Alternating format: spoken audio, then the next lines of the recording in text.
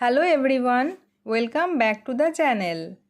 আজকের রচনার বিষয় ভারতের স্বাধীনতা সংগ্রাম ও বাংলার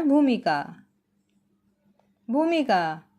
ভারতের স্বাধীনতা সংগ্রামের ইতিহাস পর্যালোচনা করলে দেখা যায় ব্রিটিশ বিরোধী আন্দোলনের প্রধান কেন্দ্রবিন্দু বা স্নায়ুকেন্দ্র ছিল অবিভক্ত বাংলা। ভারতের মুক্তি আন্দোলনের সূচনা, বিস্তার এবং চূড়ান্ত বিজয়ে বাংলার মানুষের আত্মত্যাগ ও বুদ্ধিবৃত্তিক নেতৃত্ব ছিল অতুলনীয়। তাই তো গোপাল কৃষ্ণ গোখলে বলেছিলেন, বাংলা আজ যা ভাবে, ভারত তা ভাবে আগামীকাল। নবজাগরণ ও রাজনৈতিক চেতনার উন্মেষ।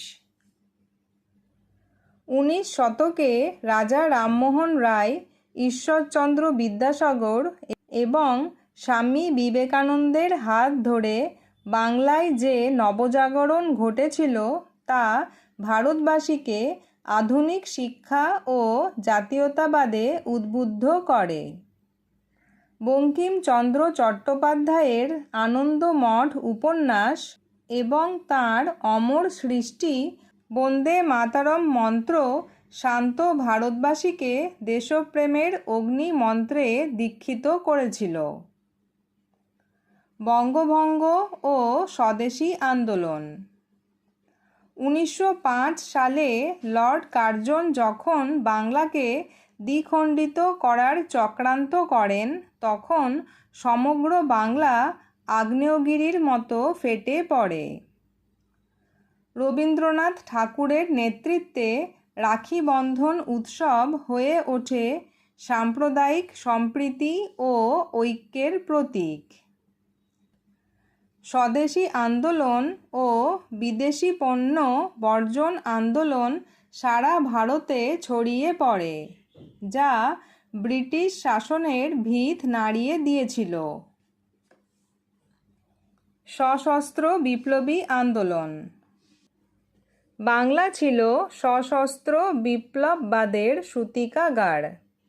অরবিন্দ ঘোষ, বারীন্দ্র কুমার ঘোষদের হাত ধরে তৈরি হয় অনুশীলন সমিতি ও যুগান্তরের মতো গোপন বিপ্লবী সংগঠন।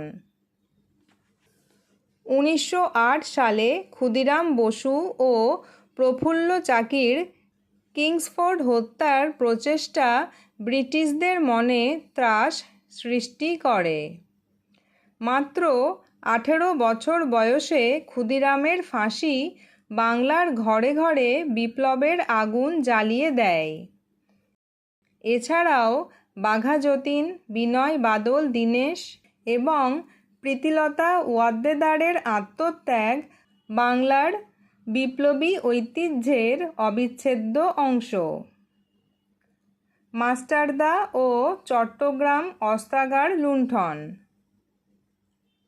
1930 সালে সূর্য সেন ওরফে মাস্টারদার নেতৃত্বে চট্টগ্রাম অস্ত্রাগার লুণ্ঠন ছিল ভারতের স্বাধীনতা সংগ্রামের এক দুঃসাহসিক অধ্যায়।